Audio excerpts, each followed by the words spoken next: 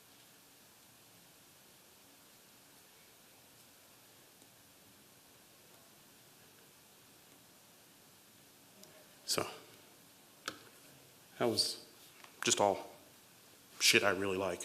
It inspires me. Ending with this iconic work, In the Hood, by David Hammons, which is from 1993, well in advance of the shooting of Trayvon Martin and the rise of Mark Zuckerberg, for that matter.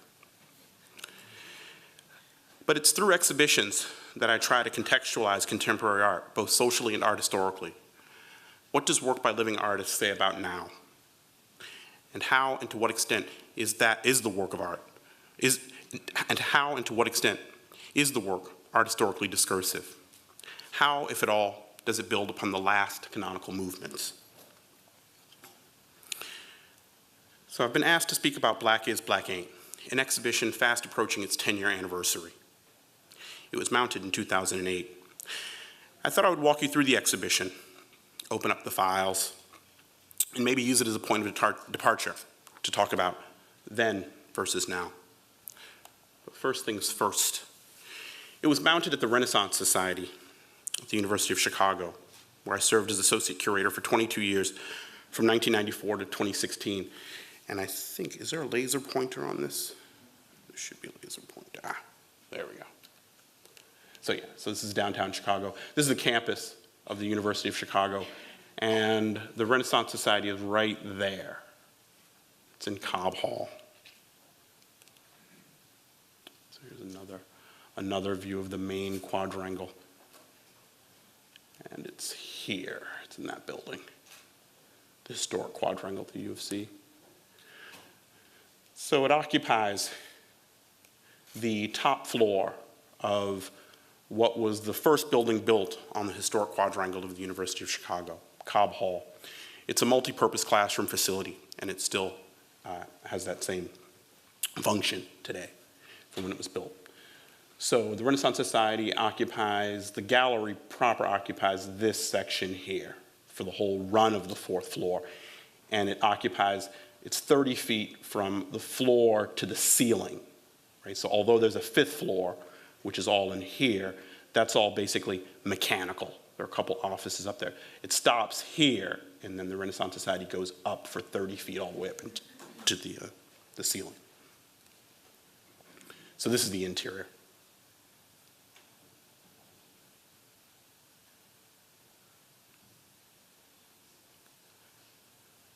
And it's symmetrical. Right now we're facing east, so east-west is symmetrical. And it's any photograph of the Renaissance Society, it's pretty much telltale. If it's an older photograph, you'll see the truss work, and you'll also see these corners, these bays, which are kind of a signature giveaway of the gallery. It's really crazy neo-Gothic origami-like space. It's very funny. One critic once accused it of being a chilly white cube.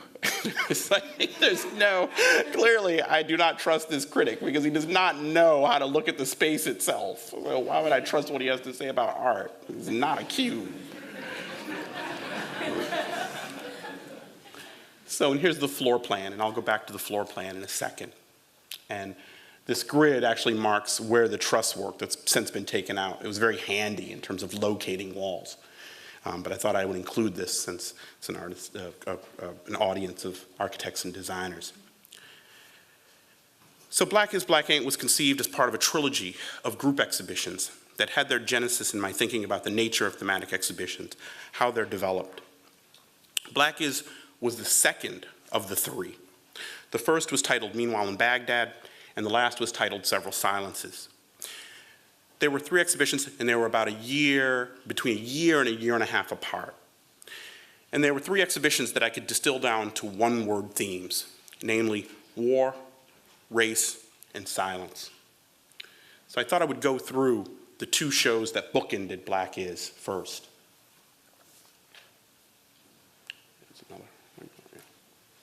Here we go. So this is Meanwhile in Baghdad. And it's a group exhibition, and it had, I think, 8 artists total. So Jonathan Monk, this is Jenny Holzer.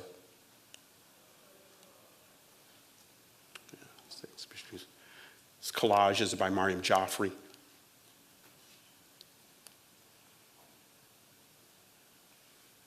Some details in there. Photographs are by Walid Beshti. And these photographs are of the show was 2007, and that was just on the eve of the surge, as it was called, led by General Petraeus. And it was the peak in terms of bloody events and car bombings of our incursion into Iraq.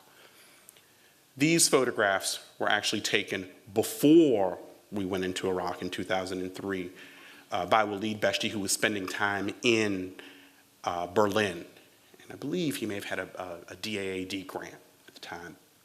He photographed the Iraqi consulate, which had been abandoned, the Iraqi consulate in Germany, which had been abandoned in 1992 when the first round of sanctions due to the Gulf War, around the time of the Gulf War with the Iraq's invasion into Kuwait, when those went into effect.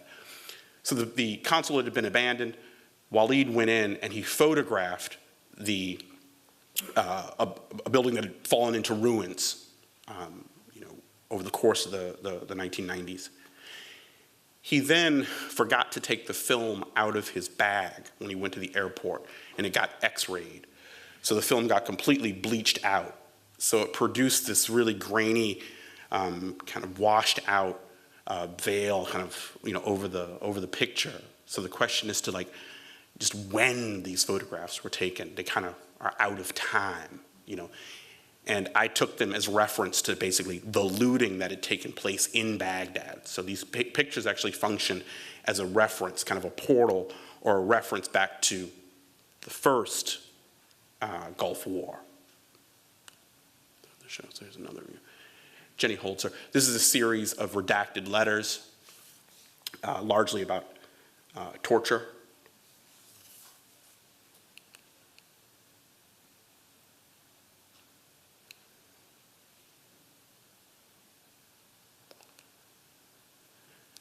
Jonathan Monk, Dead Man. This is the figure was made by the same the craftspeople who work for Madame Tussauds Wax Museum. The figure is modeled on Chris Burden when he, a very young Chris Burden, I think it's 1973, 74, actually maybe before, maybe 72. Chris Burden did the performance where he requested that he be shot. It was with a .22 caliber pistol that he shot in the arm as his performance. So this is a 22-year-old Chris Burden that's modeled, and he has a green. He would often wear a green army jacket, an olive green army jacket, in the 70s.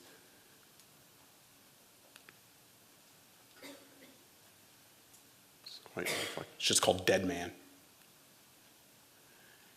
This is Ann Messner.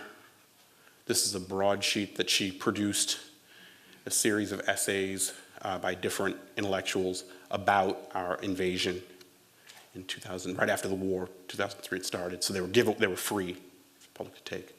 More photos by Walid.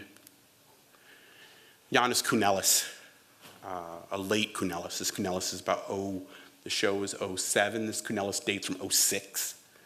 These army cots with strips of canvas that have been painted kind of a brick blood red.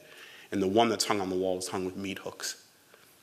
And this was a moment, I did this show, it was a moment when the war by 07 had receded from the headlines, the front of the paper, to kind of like page 3, page 4 of the first section of the newspaper.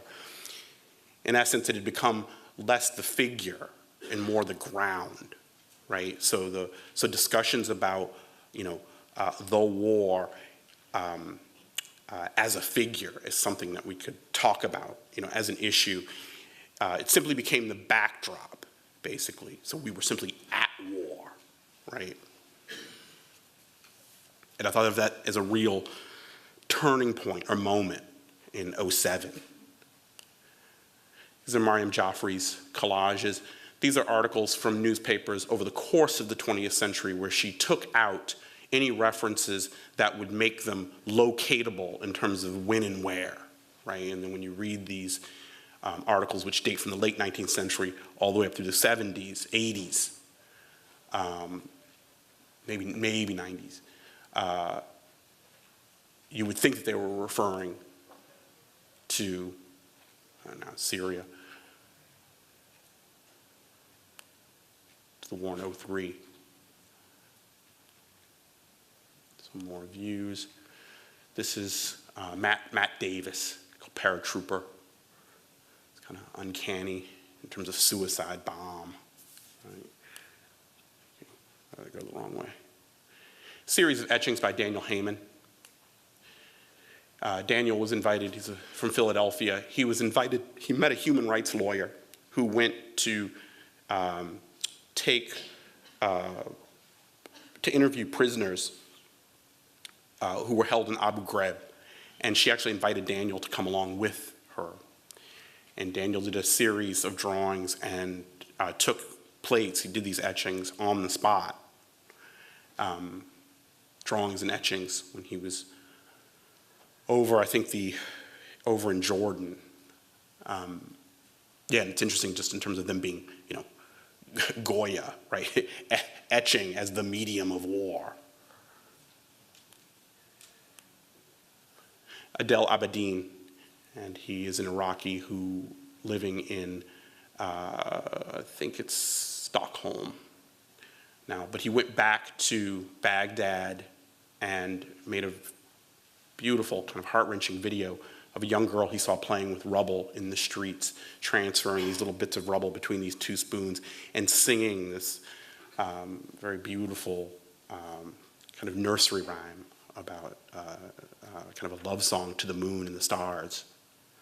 And that's the soundtrack that goes with this video. It's just slow motion of her moving this rubble back and forth. Right, so that was Meanwhile in Baghdad. This is Several Silences. So in terms of these shows, again, both bookend, Black is Black Ink. And again, this is another group show, about 8 artists. Maybe it's an installation view. Right, so these crystal globes, they're solid crystal, are about 8 inches in diameter, and there are 100 of them scattered around the gallery floor. Harry Shearer, video piece called The Silent Echo Chamber, and it's a series, he got the B-roll, essentially, of broadcast news footage, where you have individuals who the camera is rolling before they go to make their presentation on the news, or it's them sitting in silence as they're listening to, somebody else's commentary, to which they're then asked to respond.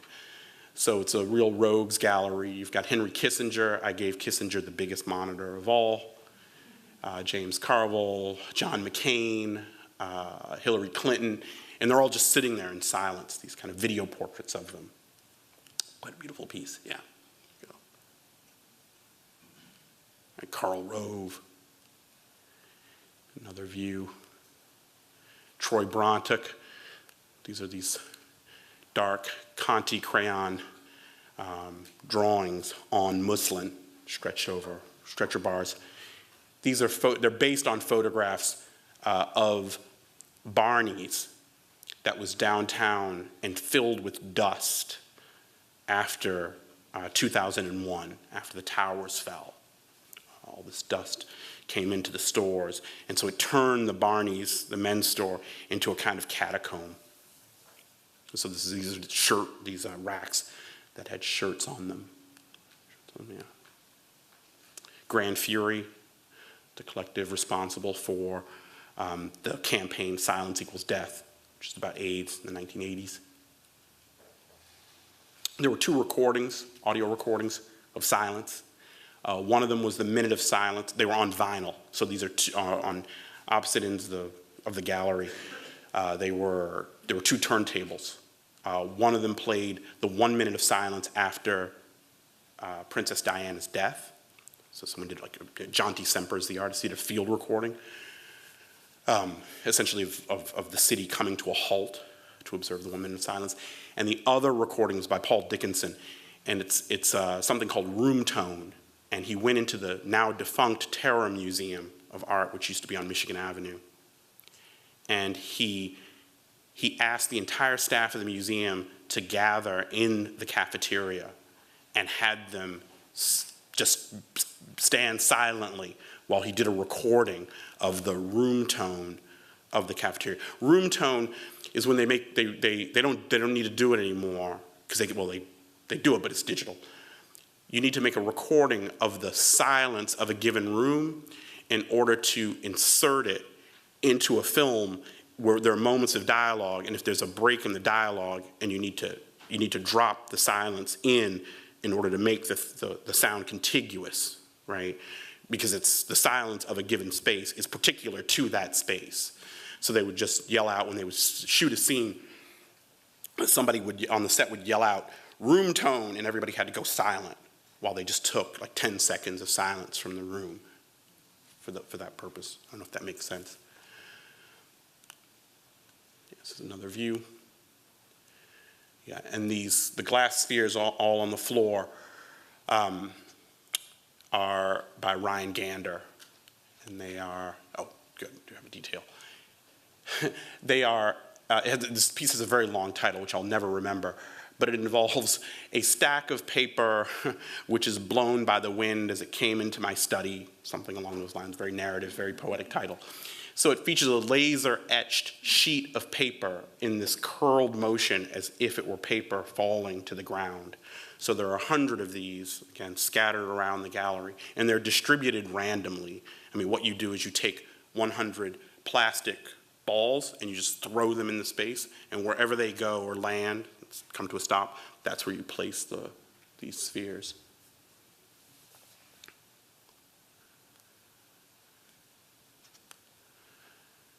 And this is Harold Mendez. These are empty bulletin boards that have had all the announcements stripped from them. And these bulletin boards were on the campus of the University of Illinois at Chicago, UIC. So these were like, you know, a kind of Robert Rauschenberg white paintings, right? In terms of those having been the inspiration for John Cage's 433. So these two photographs, this one is by Geisler Sand. This is of a site, a training facility in Germany where they train soldiers in close quarters combat. So they build a fake Middle Eastern village in which to train soldiers. And so this is in the basement of one of the public facilities. So it's this really bleak image. Right, you could see these very large boot prints, you know, in this hallway. And then this photograph by Louis Baltz, who had access to a number of laboratories and scientific facilities in France. Actually, I believe he was shooting these in France sometime in the 90s. But this is an anechoic chamber used to calibrate electronic equipment for sound. Can't remember the name of the French company did this. So these are considered some of the most, you know, I mean, suffocatingly silent if you've ever been in an anechoic chamber. In fact, there used to be one here at Harvard. That's the one that John Cage went into when he made the commentary of when he made the comment that there is no such thing as silence, because you're always going to hear what he said at the time. People reported it to be your nervous system, which I think has since been disproven. Yeah. So these pair. So the show was really, I was hell-bent on having it be, you know, really revolve around a kind of symmetry in terms of its layout as a show. So those were the bookends, right? A show about war, a show about race, a show about silence. I really wanted to distill, came to this point, you know, in terms of organizing group exhibitions, they were a labor of love, but I really felt like you can get lost with them. very hard to do. And somehow I kept thinking about them as like, I don't know, they all felt like these kind of terminal points going at them. And I wanted to be more fluid about them. Thinking, a show is a show is a show is a show. So I wanted to see how many group shows I could just drop, how many I had in me. And to keep them, again, as simple as possible thematically, right?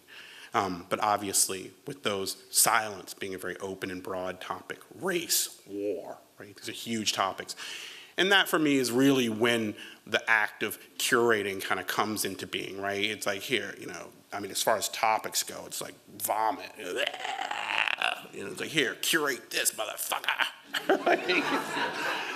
So it's trolling through a lot of, war-related art, that's being produced at the time, right? And so to say you're going to take on race in that way, how do you begin to structure that? So it's really slow going at first. But shows, first and foremost, for me, are discursive. They talk to other shows about the same issue as well, right? So they can kind of take their bearing. And again, like with the war show, with Meanwhile in Baghdad, I was saying, it really marked a transition where the war went from being a figure more to ground, right? So there's usually some kind of pole buried somewhere in there that I'm kind of hung up on. So with Black Is, in terms of the exhibitions, that it had been about freestyle, Black romantic, Valerie Cassell's Double Consciousness, Maurice Berger's Whiteness and Race in Contemporary Art. Tyler Stallings did the show Whiteness, A Wayward Construction. Thelma's Blackmail, 92, 93. And it had been, I don't know what, more than 10 years or something since freestyle. So one of the things about approaching the show was after freestyle, Thelma put on the table the idea that Black artists, it's a whole generation of young Black artists no longer obligated to address the issue of race, free to be you and me. And I took that as like, okay, but that doesn't mean that the issue of race has gone away. It just means Elvis has left the building, but the building is still there. So that was in a large part the starting point for it. The other side being that shows of Black artists could, and along with that, by extension of Thelma's thinking, in terms of her going into freestyle, by extension, shows of Black artists could no longer substitute for shows about race, right? That was really the upshot of freestyle, kind of the takeaway. So to go back in, so I decided I would try and institute quotas in terms of, to see if I could get it 50-50 in terms of Black and non-Black artists. I got close. I think I got 60-40 maybe. I thought it was a healthy place to institute quotas. But more than anything, I wanted to show, and friends would say, I remember Huey Copeland. He's like, man, are you gonna do a show about race, really? It's like, yeah. And I would say it, and everybody would just kind of just get quiet, And then actually, it's like, no, but it'll be fun. So I really thought that. So that was one thing. The second thing is, it really came out of a discussion with my therapist. I went in and I went on a tear. I had a whole thing. I said, I would never do a show about race, ever. And then I just went off on this thing. And then after 45 minutes, she's like, oh, session's over. It looks like you're gonna do a show about race. And it's like, you're kidding. I just went off for 45 minutes about not doing this. Which is great, because I'm usually drawn to things I shouldn't do. Nobody doing a war show, right? So that was really the impetus. So this is the file, Flotsam and Jetsam, stuff that I was collecting at the time that informed my thinking, right, socially. So when I talk about contextualizing the work of art socially, I mean that literally. Like, what does the work of art have to say about what I just read in the newspaper, right? And in terms of trying to distinguish, what's the work of art's relationship to information, right? Sharpton, I don't know if anybody remembers this moment, right? Which is just unbelievable that Sharpton and Strom Thurmond, it's just like, I just can't believe this. Sharpton is the descendant of slaves that were owned by Strom Thurmond's family. Unbelievable irony.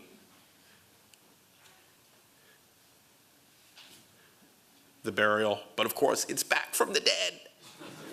It's Halloween.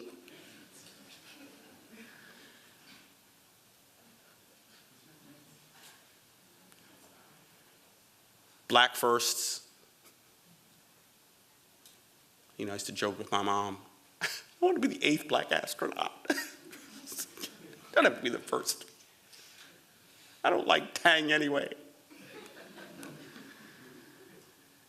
Then he announced his candidacy after I'd put the show on the books, right? So this was something of a game changer, and also not, in a way. But being in the same boat in terms of rate at which you go gray. Really love this, this photograph. It's really, I mean, that happens to all presidents, but it's truly amazing when I see this photograph now. It's like, what? Who is he?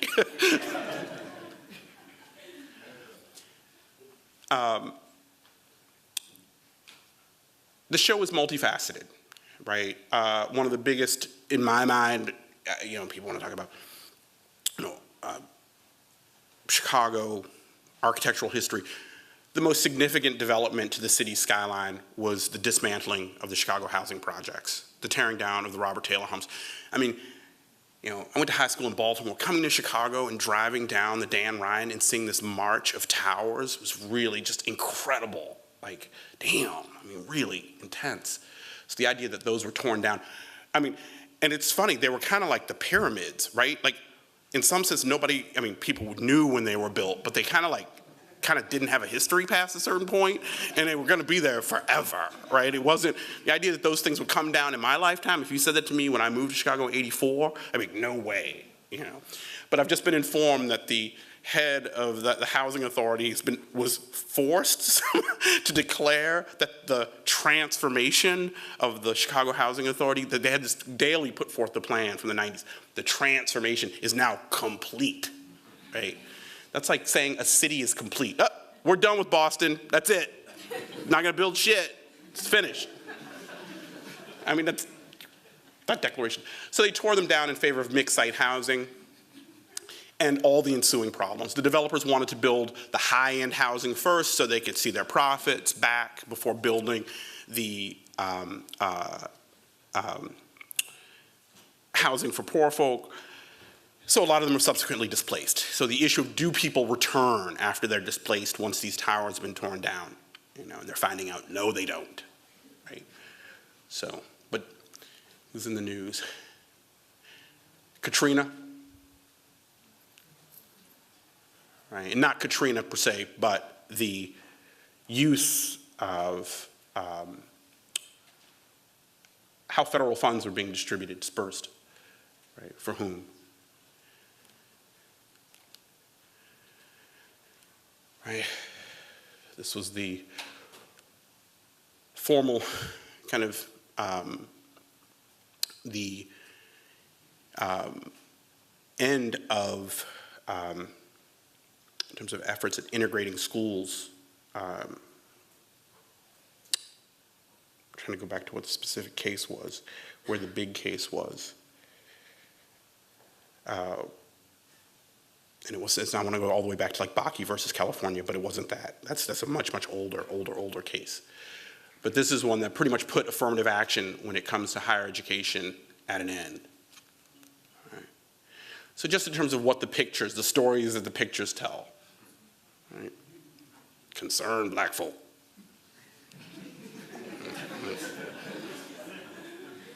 Ain't going nowhere fast. Ads. Right, this is a Nivea ad on Cottage Grove of 57th, right? Right, this was a Dove ad that got pulled. I don't know if anybody remembers this, because they didn't realize that they were saying something about like in the spectrum of women. So I had to actually go and find a magazine that had this in it. I was like, get that shit out of the trash. Like, I want that Dove ad. Like, I do not want them to forget this. Like, you get lighter and skinnier if you use our shit. Like, so, They caught hell. Right. Then this was just my coffee mug warmer one day, right? So, and it's apparently really good conditioner, right? Yeah, I know. It's like, I know people swear by it. You know. Michael Gillespie, the film historian, he swears by this stuff. It's just crazy. So, right, then there was this ad, right? I mean, that was the Damon Wayans joke in, you know, one of those, the parody of Scary Movie, right, that was then used, right, for, I think it was a cable channel. Was that Oprah's cable channel? TV1, yeah, that's it. So this is the floor plan for Black Is. And one of the things about the Renaissance Society is it's extremely flexible as a space in terms of where the walls are placed. We can build the shows from the inside out, meaning we can build to suit, you know, whatever the demands of the artwork are. That's how we approach where to put walls.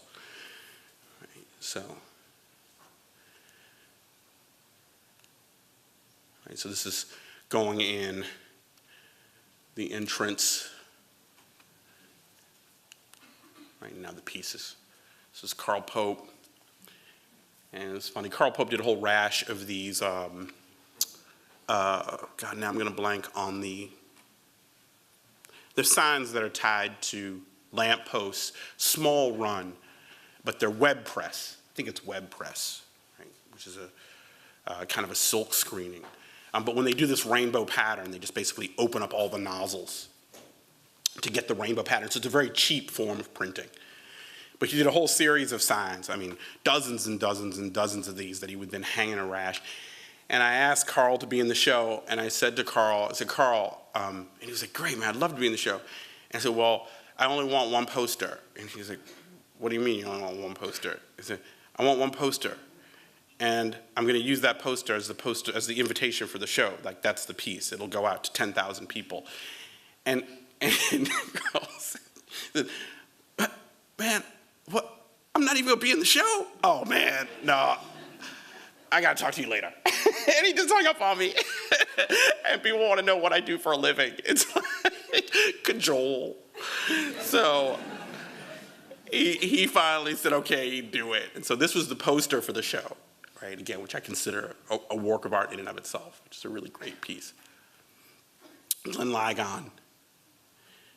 And this piece it's a quote from, it's a Negro Sunshine, it's taken from Gertrude Stein, but the neon signs have mirror on the front, or mirror on the back in order to amplify the light.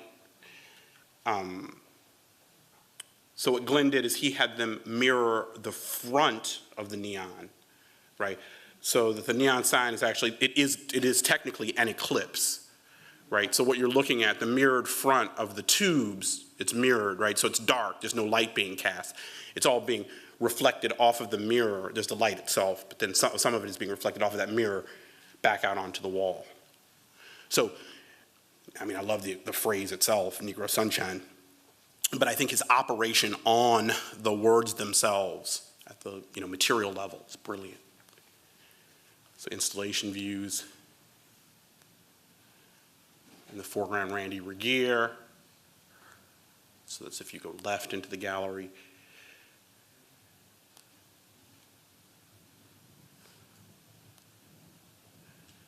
It's Paul D'Amato in the foreground.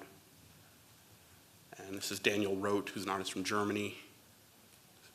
Rob Pruitt to the right, the gold chains, and Rodney McMillian in the foreground. Edgar Arsenault in the foreground.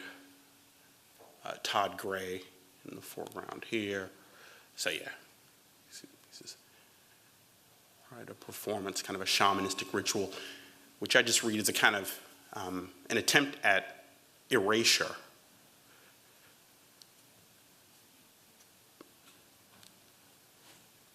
Edgar Arsenault, failed attempt at crystallization, the name of the piece. It's a copy of Roots. That's crystallized sugar, right? So he had to dunk it in a supersaturated solution of sugar over and over and over to grow the crystals, right? Then it's upside down on a mirror. Beautiful piece. Hank Willis Thomas.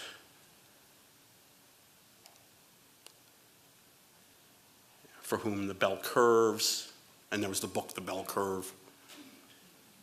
To the left and to the right of this piece, the right is based on these are all points of the slave trade along I guess it would be the west coast of Africa, and on the right are points along the east coast of the United States. I believe there might be an island down there somewhere. Rodney McMillian. So class.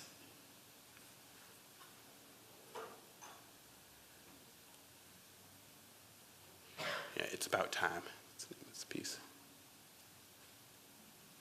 Right, and it's a cardboard cutout, a foam core cutout, 6 by 6 feet high. Yeah, and Rodney McMillian, this chair, which I love this chair. It's owned by Willem Sherman, who's a really big-time collector. And Rodney, I had to meet and sit with Rodney. Rodney's a tough customer. And he said, man, I don't know about if the chair is about race. And I said, no. I think it's this whole tradition of assemblage, African-American assemblage, which is quite, Joe Overstreet, Betty Saar, Noah Purifoy. That's particular to the West Coast. So the idea of transformation, right, from trash to gold, right, in some sense, right? These objects that are discarded, and they become objects of beauty, so we can read into that metaphor. And what I liked about this chair from Rodney is that it just negated all of that, right? So it's fucked up outside, and it's fucked up indoors, right? There's no transformation, right? No. Its magic is the fact that there is no magic here, right? This is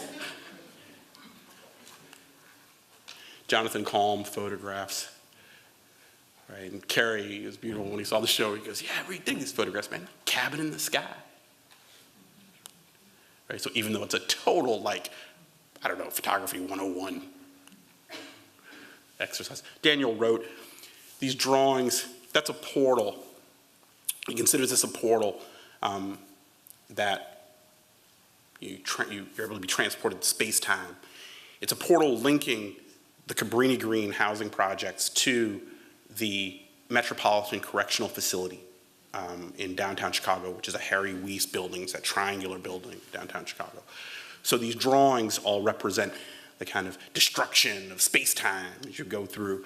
And so yeah, that would be one. They're really quite exquisite in terms of line quality. And then this is the blueprint for the prison, another drawing. And then this is the company, which was a real company apparently, that Daniel imagines would have built the tunnel. So this is Paul D'Amato, these two photographs. And Paul was photographing he's better known as a portrait photographer. He was photographing subjects in and around the housing projects in Chicago.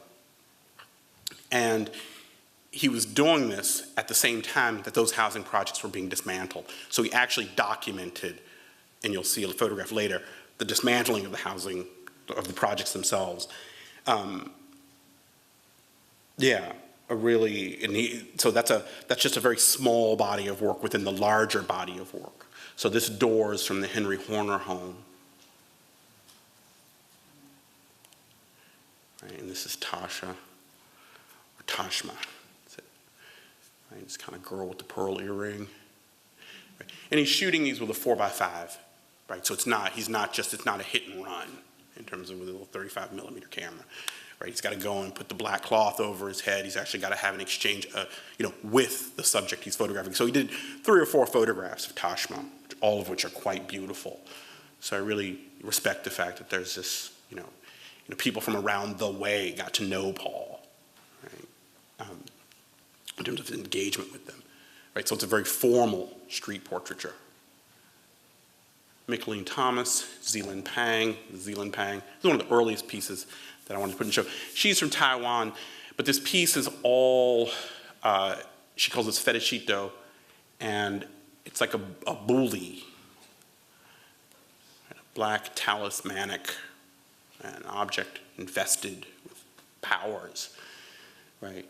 But this is a little, it's a purse in the shape of a very tight miniskirt that she's then encrusted with these black sparkles, and then these peacock feathers, these Afro pics, all of which are made in China. Right? And the kind of sculptural logic is based on Japanese floral arrangement, formal floral arrangement, so ikebana. Mickalene Thomas, the lovely 6-footer, right? So I think of fetishito in this as remnants of, you know, things from my childhood in the 70s. And this is a really important point in the show. Demetrius Oliver on the left, Jason Lazarus on the right. Both of these are about Emmett Till. The one on the left is called Till, just by Demetrius Oliver. One on the right is Emmett Till's graveside, June 5th, 2005, I believe. It's the full title, the date, I think it's June 5th. And Jason Lazarus, who's white, went down, and I still to this day cannot figure out, even though I've asked him point blank, what was the inspiration for him to decide to go down to Emmett Till's graveside on the day that they exhumed the body when they reopened the case. They had to get the family's permission. They did a DNA test to confirm that it was in fact Emmett Till, because one of the parts of the defense was, they said, ma'am, you don't even know if this is your son, right? That was one of the arguments that was presented at the time. So they had to do DNA testing, you know, to prove that it was Emmett Till when they reopened the case back in 2005. I don't know if anybody remembers that. But Jason got there after they had taken the body away. So it's just this is Demetrius Oliver, right? So they just covered up the grave. Right? And he took this photograph, which I found incredibly moving, right? It's kind of anti-aesthetic, right? There's nothing to see. It's just a hole in the ground, right? But it's kind of constable-like landscape. These are just images from in Chicago, the, you know, kind of ground zero for the case, right? Historical images. The picture itself. I just brought these in because I thought we might touch on the Dana Schutz thing, which is alive and well here in Boston. Right, so Till, and then Demetrius Oliver's version, right? Just the idea of how the case was transmitted, right? That this, you know, now even when I was a kid, right, you know, I was taught this could happen to you, right?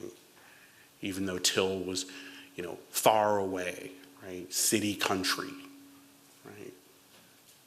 But still, it was a cautionary tale. Randy Regier in the foreground, Andrea Serrano in the background.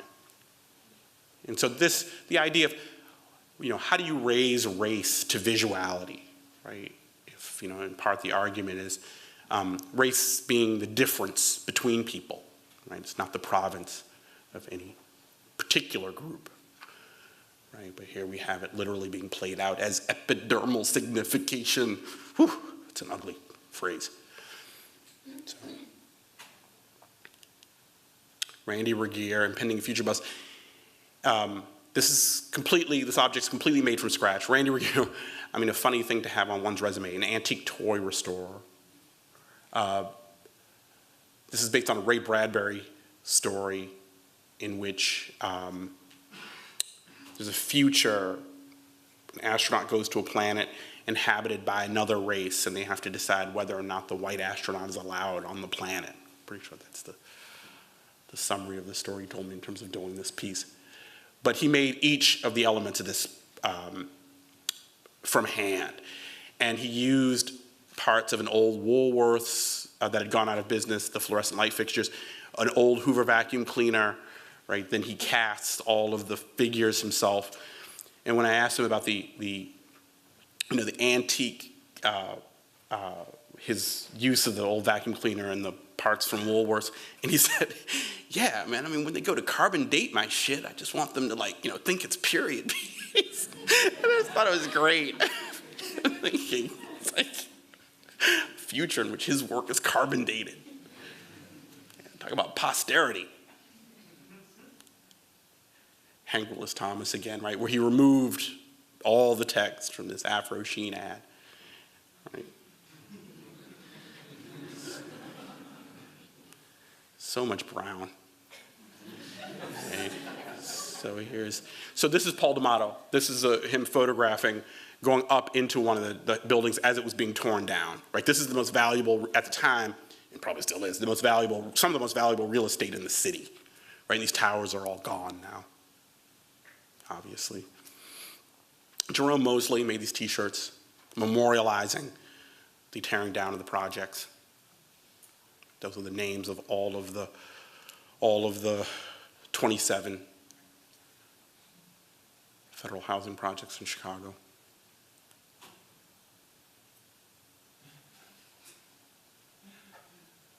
Right, and I love the eeriness of these. They look like obituary photographs.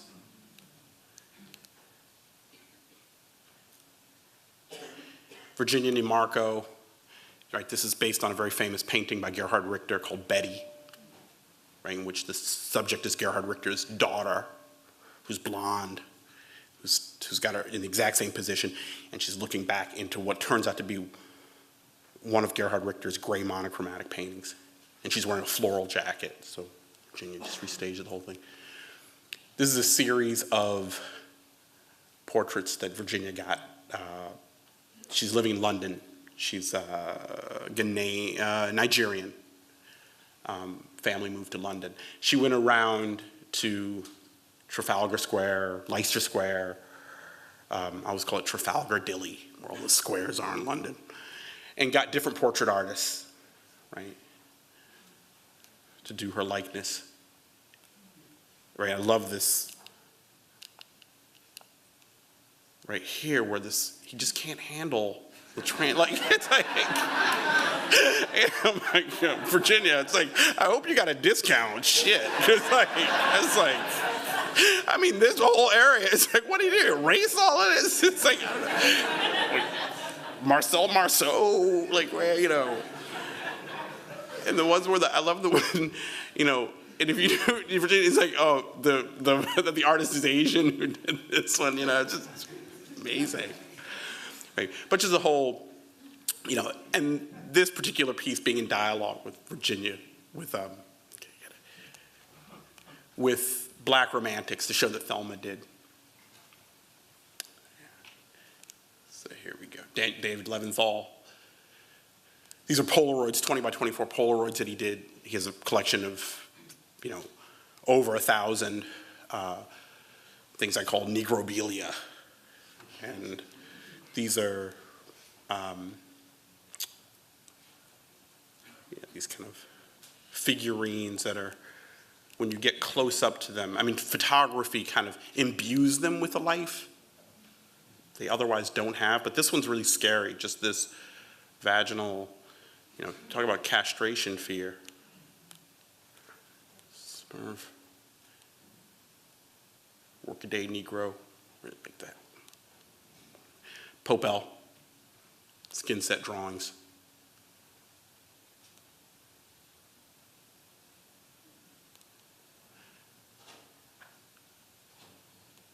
And this, he was great, a series of primary color, kind of Crayola, well, from basically the Crayola crayon, you know, the very simple box set.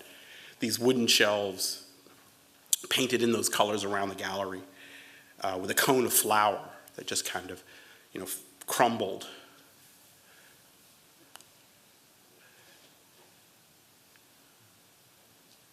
It's Deborah Grant. The late Terry Adkins, a beautiful piece about W.E.B. Du Bois going over in 1956, I believe it's 56, to meet Mao. And here Deborah Grant's collages, Sammy Davis Jr.'s support of Nixon. These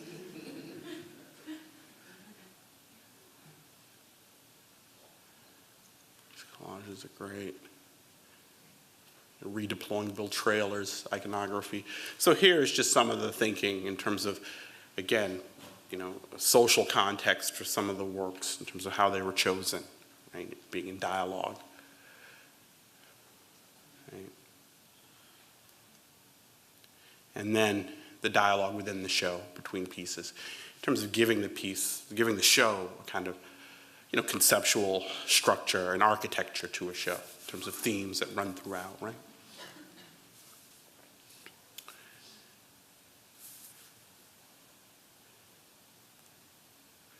Right here with Terry Adkins and a kind of species of conceptual art. These 6 tape players all played a speech that W.E.B. Du Bois gave called Socialism and the Negro. But you couldn't hear it. All you would see are the red needles bouncing on the tape decks.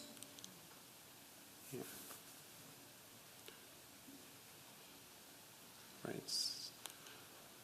So I'll close out with another set of reflections on the show of a biographical order in terms of the show's another avenue of thinking about the show after the fact, a postscript. I guess that's the word I want. The year was 1980. I was 14 years old, a freshman at the Baltimore Polytechnic Institute. We were a class of roughly 30 students. Mr. Williams, my 9th grade social studies teacher, was normally gregarious and outgoing. But I remember a day when he was conspicuously disengaged. He was dummy to a chart whose subject, race, lent it the powers of ventriloquism. He delivered his lesson plan in utterly bloodless fashion. His lips moved somewhere inside his beard. The monotone recitation continued unabated despite rashes of giggling. Negroid, Caucasoid, Mongoloid. These were the terms in which it was impossible for us to see ourselves. Negro, Caucasian, and Mongol were silly enough without the oid. Being either hopelessly dated or too formal, they did not refer to anyone going by black, white, or Oriental, as the designation Asian had yet to carry favor.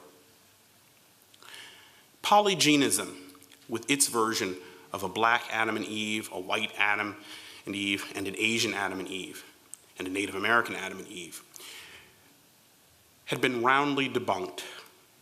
Yet the now commonly accepted out-of-Africa theory, which confirmed Darwin's hypothesis of monogenesis, had not gained traction in the Baltimore City public school curriculum. Any notion of a common ancestral population was altogether eclipsed by a diagram that began with the big 3 and quickly devolved into subgroupings, which, based on the standard choices for self-identification, belonged to the catch-all category other. We did not have questions, which is to say, we did not openly question the material.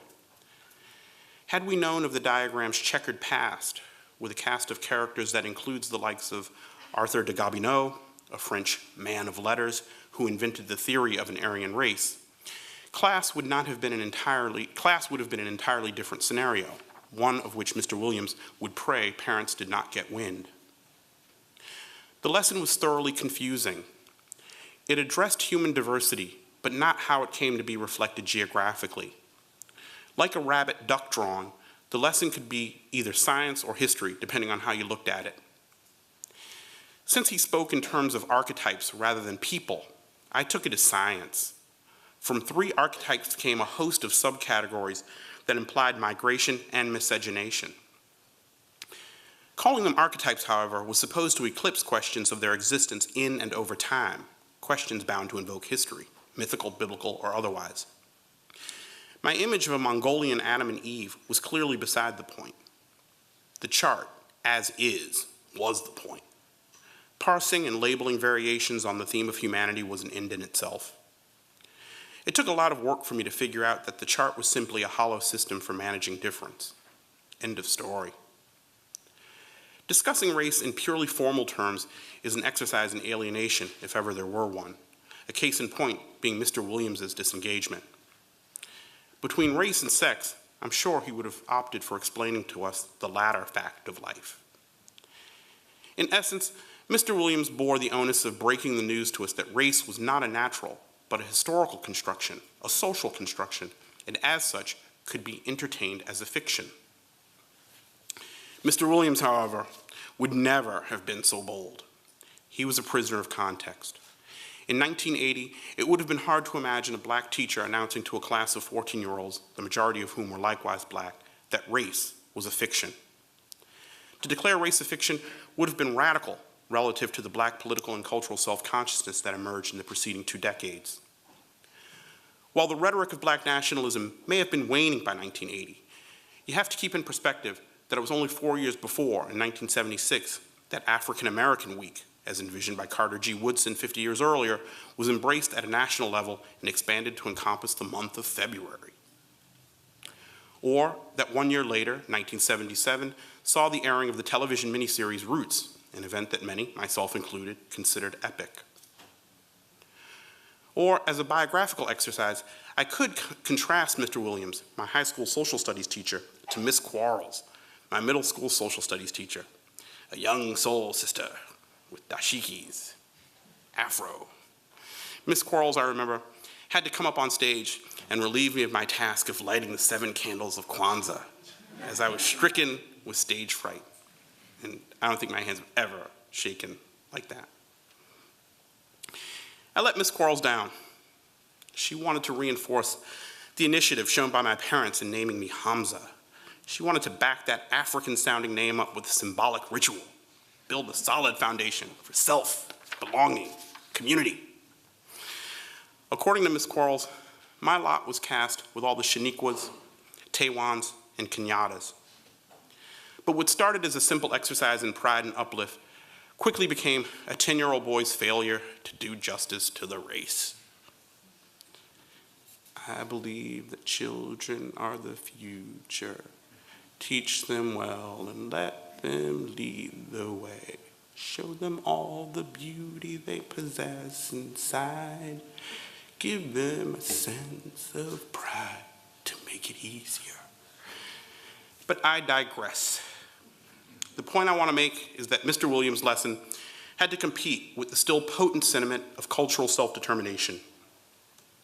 Obviously, say it loud, I'm Negroid and I'm proud, didn't cut it.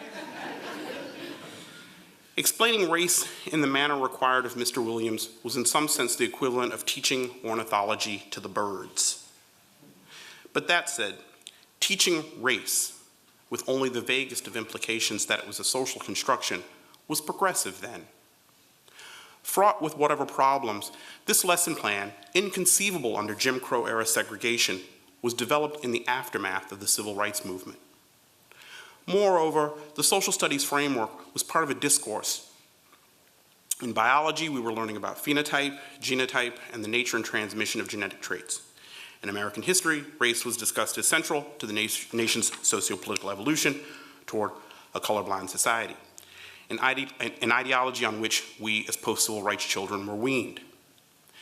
Our earliest memories were formed well in the wake of Martin Luther King Jr.'s assassination, which abruptly ended the civil rights movement. The subsequent riots testified to the depth of frustration and anger that hope had kept in check. Expectations stood in stark contrast to reality, creating a chasm between present and future which only ideology could bridge. As the first generation of post-civil rights children, we were weaned on the ideology of colorblindness, which, in according human beings' equal physical and mental capacity, dispelled notions of biological determinism. Differences were said to be skin deep, and therefore no differences at all. We laughed at the terms Negroid, Caucasoid, and Mongoloid, in part because they fell on colorblind ears.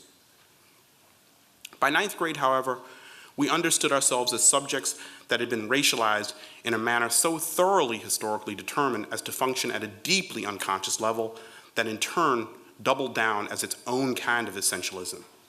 Race was a fact as self-evident as our being. A time when race was not operative was beyond the powers of an imagination, the center of which was the black hole of Middle Passage. Race is a set of phenotypical differences. We knew that. We also knew that what race is cannot necessarily be dissociated from what race means. This was apparent from the outset. This was apparent from the outset of class as the obvious parallel between Negroid and Black was drawn. Although Negroid referred to a set of features making up the spectrum of people known as Black, there was a tacit part of the equation. We did not know about the one-drop rule and hypo-descent, but we knew that being counted as Black meant you could not be counted as white. Black was not simply a set of features in and of itself. Those features designated you as belonging to one group, which by default excluded you from belonging to another.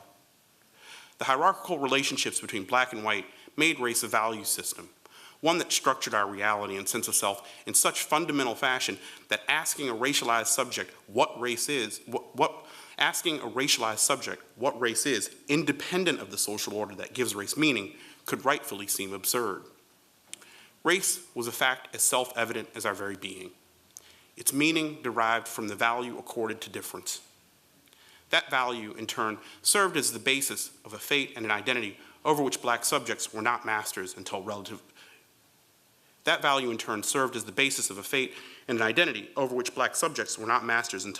recently.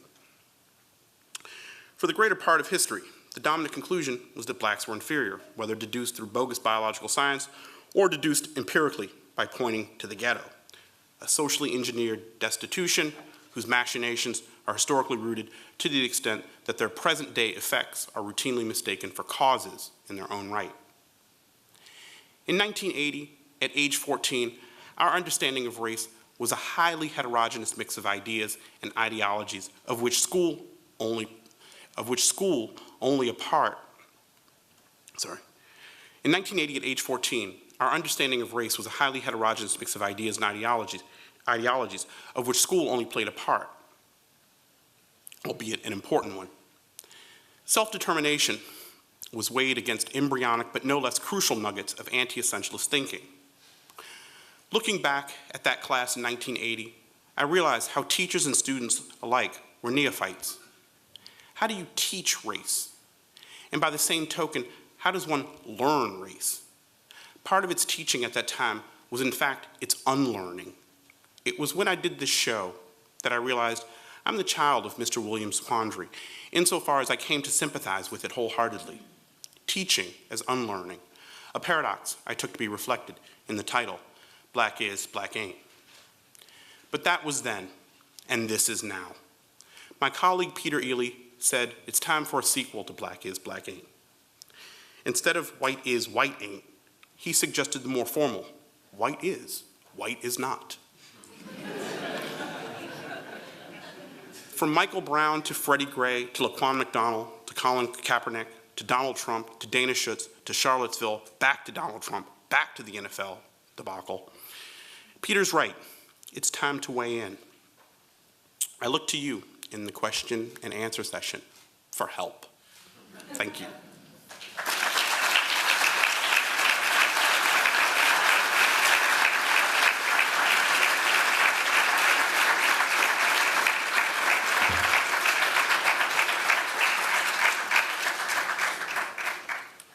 Thank you, Hamza, for your wonderful presentation and kicking off the conference. I'd now like to open up the conversation to the audience for questions. And we have mic runners stationed around Piper, so we can get started.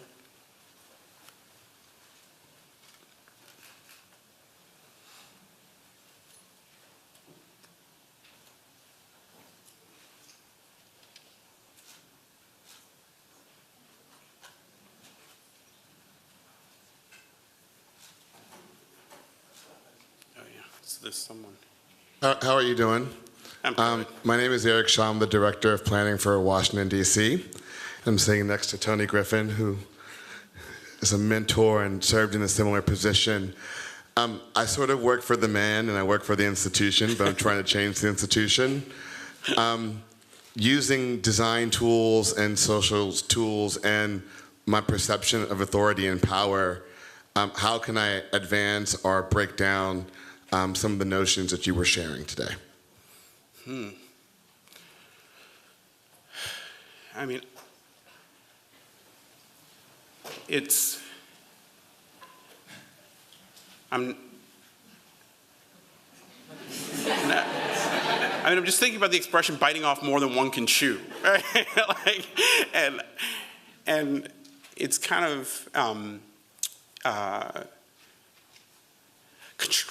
constructive retreat. There's always the big picture, the grand thing, sticking it to the man. I worked for the man for 5 years in the city of Chicago, so I can sympathize for the Department of Cultural Affairs. But it's kind of the more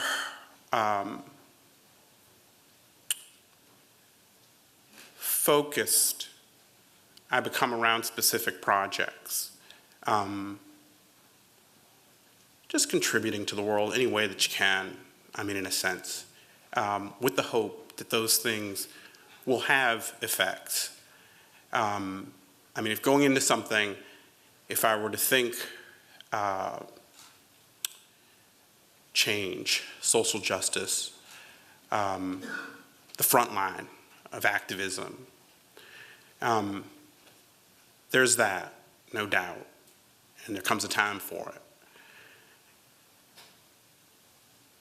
But in doing these exhibitions as a particular kind of space, being afforded a space to think, and these are on the 4th floor of a building on the campus of the University of Chicago. So by the time it wasn't a storefront. You didn't just stumble into the Renaissance Society. You had to find us. By the time you got there, you knew where you were going. So it's a particular kind of space that structured my thinking about this show. In being, in some sense, afforded, and it's a luxury, I'll admit, to kind of, in some sense, turn my back on the world in order to think about and reflect upon the issues that would go into the making of the exhibition, but not with the idea of changing a grand picture. I wanted this show to be the most that it could be, the most robust that it could be in terms of a dialogue. And I wanted it to participate in dialogue with these other exhibitions. Now, whether or not it would make any kind of historical mark, I don't know, what kind of impact that would have. But simply just kind of holding my nose to the grindstone about what would go down in this 3,200 square foot space around that show was all I could give, despite having aspirations of the same order. Of wanting to encourage discourse and dialogue. I mean, the main thing about the show is I did not want it to fall into the trap of, aggressor, victim, right? So when friends came to see the show, they were just like, oh, wow, the show's, like I said, I was like, no, I want it to be fun. They said, wow, it's a really good show. And it took me a while to realize, like, oh, they already had it marked as a particular kind of show, right? And it was really nice in terms of, and to think about having that discussion between, a black artist who did the Till image and a white artist who did the Till image without any kind of like static, at that time.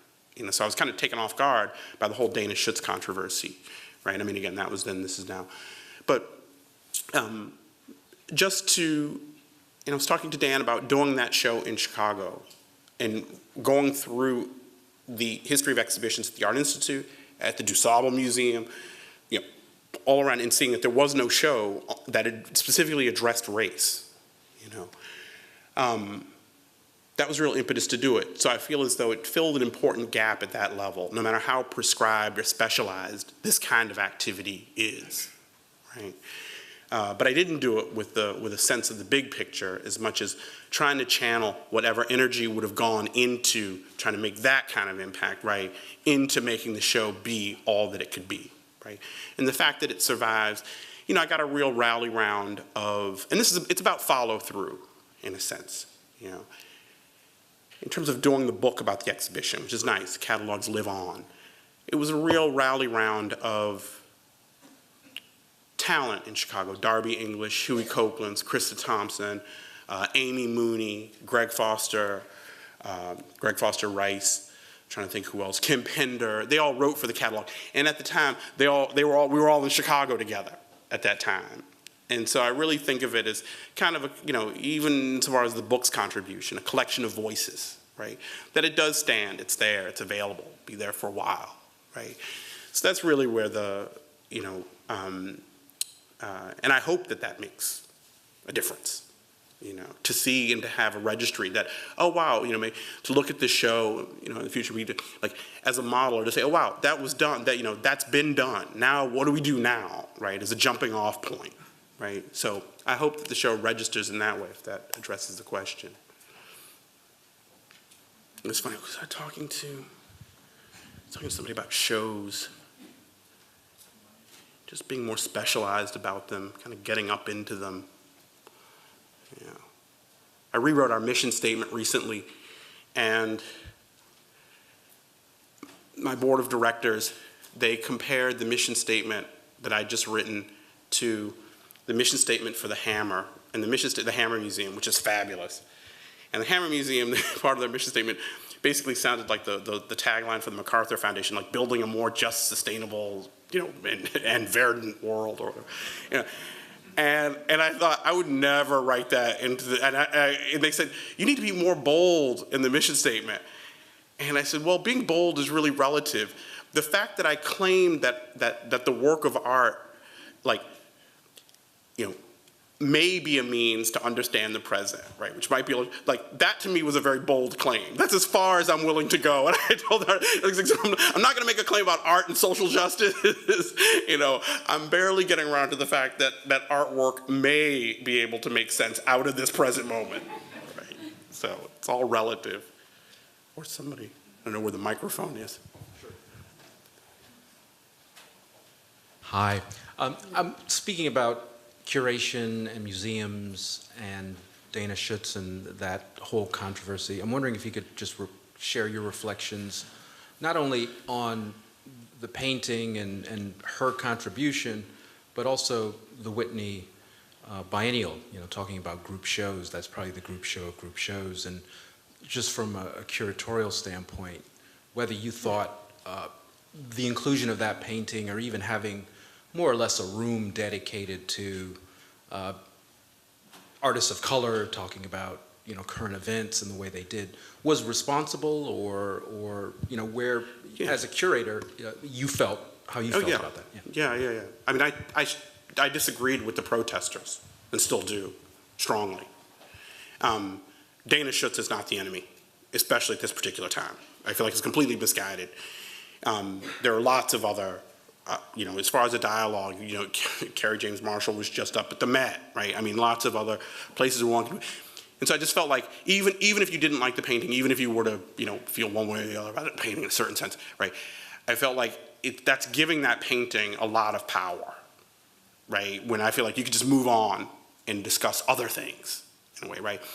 Now, with respect to what the painting, Dana, Emmett Till belongs to American history. Anybody could paint a picture of Emmett Till. I mean, that picture and the misquoting by Hannah Black, I think Coco Fusco's essay is a great essay, and it kind of, I felt like, she did the work that that professionally none of us seem to have time at that moment to do, where Hannah Black had misquoted Mamie Till by saying, I wanted black people to see what they did to my boy. And that's not what she said. She said, I want the world to see what they did to my boy. It's a huge difference to me. In terms of a call for justice, right? I mean, in human rights, right? To blow that shit up in a global level, right? Another kind of scope. And that's, as far as the thinking. So in terms of what the Whitney was on, what the Whitney Biennial was, and how they handled it, and the dialogue between that painting, which was done, I don't know what the date on the painting is. It wasn't done for the show. It was done well before the show. But it's Henry Taylor's, who was the cat who was shot in Minneapolis? Fernando Castile? Yeah. That his painting was upstairs. Right, so I felt like they did a great job at a curatorial level in terms of, balancing things out or having a kind of dialogue, right? Just even, but also having been there 10 years earlier with respect to addressing Till, that where you could talk about Sally Mann, the photographer. She did a really beautiful photograph of the site where Till's body was pulled out of the Tallahatchie. But at this point, the kind, Till as the subject of folklore. I mean, of, you know, it's in terms of representations of the story of Emmett Till, right? It's a discourse at this point, and anybody can chime in, right? I mean, whether it's high or low in terms of representations of Till, right? So I don't feel as though it is the, you know, the province of any particular group in that regard.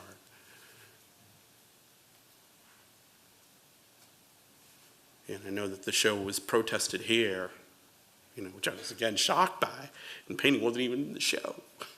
Well, hi. So thank you for your wonderful talk, incidentally. Coming off of what you were talking about with Dana Schutz, we here at this school and in the professions of design and planning are in a way every day appropriating from others a culture. We want to listen to people as they use the city, but we're trying also in the best sense possible to help them in reaching and realizing their aspirations. But of course there is an appropriation element to that. We're bringing our expertise. And I wonder, as you have tried to navigate with different groups and thinking about difference and sameness, whether you have advice to us from your particular world of art, for us as designers and planners in trying to listen to others, but also do for others. I would say you almost answered the question. I mean, in a way, it's like listening. I mean, that is the key. I mean, right there. You know, I feel like so much stuff goes on back and forth, and we realize we aren't listening to one another. But of course, I mean, you know, but I feel like it's all, everything you just said, you know, the will to want to do good and to listen to others, right? It's about exchange. Now, creating the conditions for that to happen is the important part. And I feel like those conditions are drying up. You know, that things have become quite brittle, right? At you know, for any number of reasons. You know, it's kind of endless echo chamber of you know, very ill-thought positions. So it's almost like you have to double down in terms of the amount of work it takes to kind of dismantle arguments, to get, you know, yourself, you know, I find myself just enraged, you know, to the point where I can't hear anything. I'm so pissed off, right? Even if somebody is, in fact, making sense. But to, you can dismantle arguments and create the conditions in which somebody else is able to hear you and you are able to hear somebody else is it's the fundamental step. Hi, I'm Toni Griffin. I'm a professor of practice here at the GSD. I've heard of you. Oh, I've heard of you. We're delighted to have you here. I'd love to just, pour over your postscript. There was so much in that that I can see having endless discussion about. But kind of piggybacking on that, my end question to you is, are you hopeful? But let me back into that. Yeah. Because you talked about art as a means of understanding the present, what I think is really interesting and exciting, but I'm kind of wondering if you also see it as a means to be perspective. You talked about race as a value system. Do you have thoughts on whether that value system can be reversed? And I think that's where the question is, are you hopeful? Yeah, so maybe your next show is not white is not, but maybe it's black is, white ain't? Or right, mix and match, right? How can we use you as a curator to examine your hopefulness and actually examine the question of whether the value system can be restructured? Oh yeah, I completely believe that the value system, it's very easy to say, ain't a damn thing changed, That's right. As opposed to, I gave the postscript. Specifically, it's like after doing the show, the show, as multifaceted as it was a way of sharing my confusion. And I know that a lot of you grew up hearing the same ridiculousness, right, with the chart and, just a particular period, right? And it's, and I can't overlook the kind of I want to say, and this is a sign of hope, productively unstable discourse and terrain of race over the course of my very brief life, right? I think So that writing was trying to come to terms with that. Like, it's like, wait a minute, like, and do all stories of race go back to childhood? What was my first encounter? I knew someone on the playground. So I decided, instead of run away from that, let me actually go there, right? And untangle a very seminal moment, because that chart I won't forget, right? But feeling as though, and the key point of that, the discussion about, oh, race as a so we're comfortable with this kind of language about it as a fiction, as a social construct. And again, that wasn't possible back then. So it's, to be able to chart in some sense, like, registers of thinking, as they've changed. And if I can find those moments of change as they've occurred, again, over the course of my brief, that's a sign that again, things can change, right? You might have setbacks, but the basic stock market, right? It's like, yeah, it has a bad day, but the big picture, right? So to think about it that way. But as far as exhibitions go and hope, one of the things, I would want to believe, exhibitions are occasions for contemplation, for reflection, for dialogue, right? They enable dialogue. But the dialogue that they will enable is only, in some sense, as dynamic as the show itself, right? So I believe in exhibitions being kind of exuberant, they can be austere and they can have a particular kind of architecture. That doesn't mean necessarily lots of things per se. But with that as the goal, and I think of that as inherently hopeful, in some sense. I don't know if that answers the question, but I like the mix and match. But white is not. I don't know if you could exactly convey, you could write it out, but it doesn't quite get the tone. You have to say it, as a title, or contrast it, how would you note it as the sequel to Black Is, Black Ain't?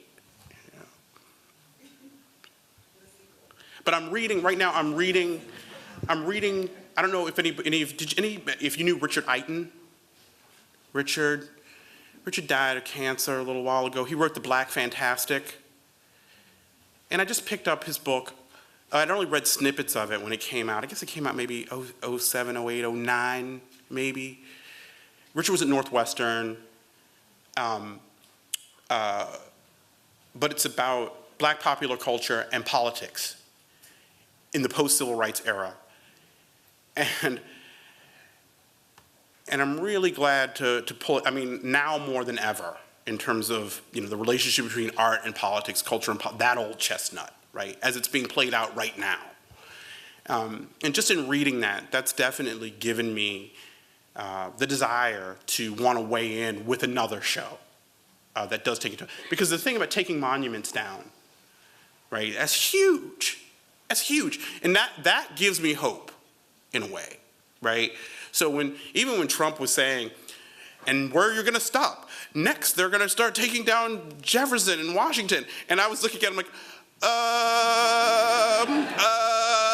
I'm not gonna say no, but and the whole point is like, I gotta be a geeky ass art historian and just tell you, it's like, Gustav Borglum, the man that did Mount Rushmore, was a member of the KKK. They have a little plaque next to the one that proclaims it as, whatever it is, right? And it's like, we could go for that. I wouldn't mind that at all. But of course that's like off the table. But I just wish somebody would just go on CNN and just bring that fact up and read Gustav Borglum's letters and say, here we have it. Species A, what do we do with this? And it's buried very far in the Wikipedia page. I'm upset by that. But that's, that's a huge, I think that's a step in the right direction, let's say. Yeah. All right, 2 more questions. Hi.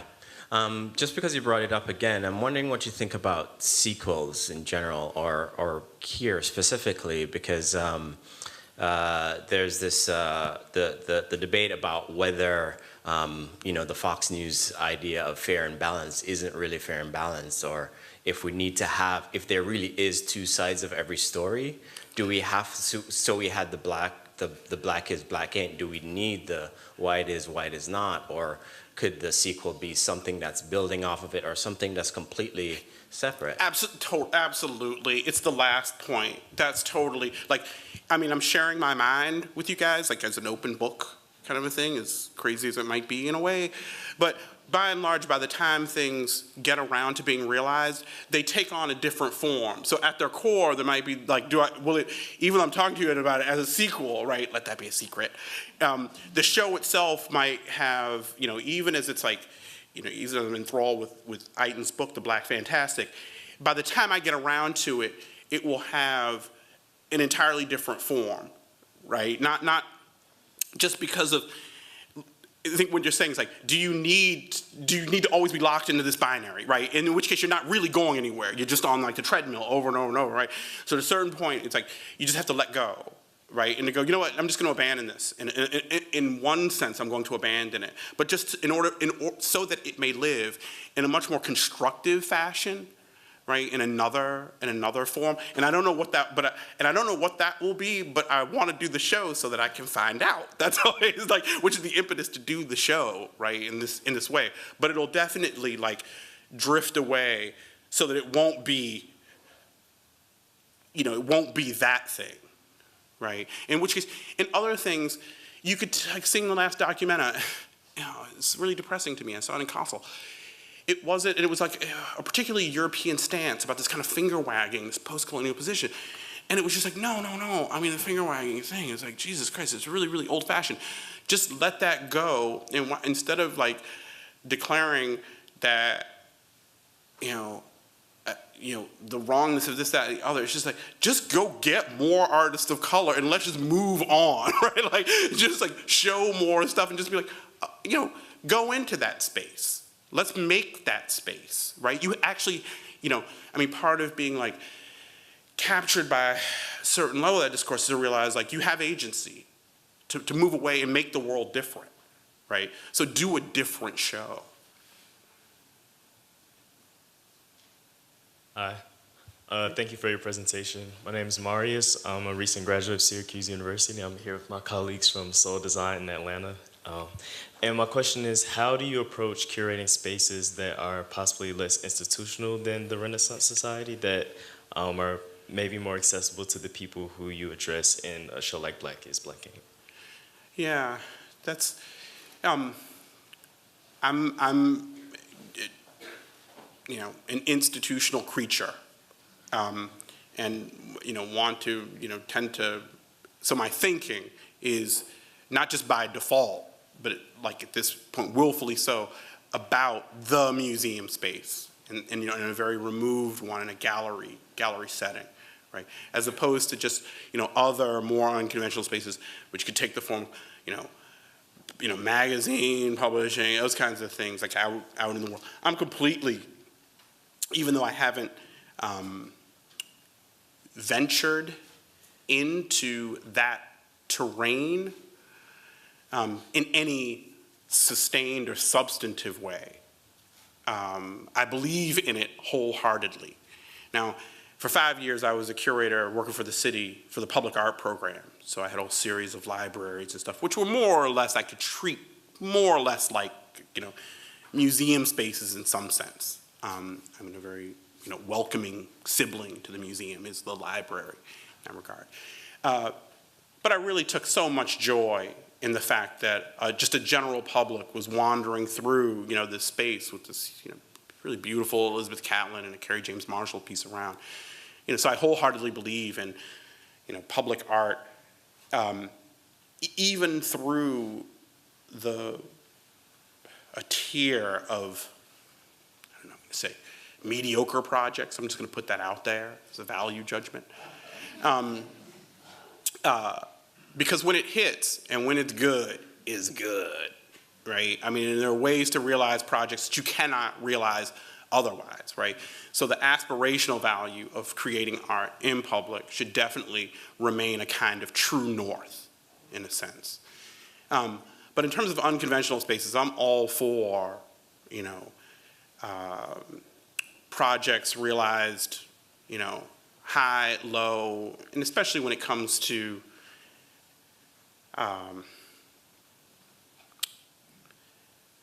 the public sphere. Like doing Black Is, Black Ain't was really funny, take place in a gallery. As far as the fine arts, I feel like, you know, music, popular culture, mass media, that's where so much of the dialogue and the discourse takes place, like in the moment, right? Up to the minute.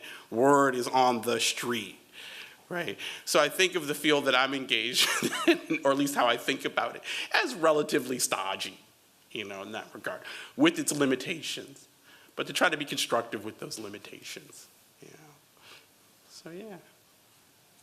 Well, thank you. Yeah.